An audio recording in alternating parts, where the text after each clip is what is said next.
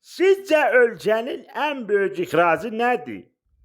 Neft, turizm, texnologiya? Yox əzizim, gənc ixracı. Bir maraqlı şey var. Kənddə iş yeri axtarırsan, deyirlər get şəhərə. Şəhərdə iş yeri axtarırsan, deyirlər get xaricə, iş oradadır. Elə bil iş bizimlə gizlən qaç oynayır.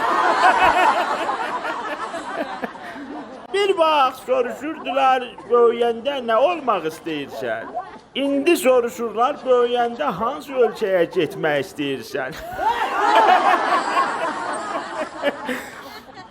Amma zarafat bir yana, ən acı tərəfi budur ki, ata-ana illər əziyyət çəkir, uşağı böyüdür, oxudur, onun üçün min cür arzu qurur, axırda da evladın yalnız telefon ekranından görür. Hey, dərdi kimədir?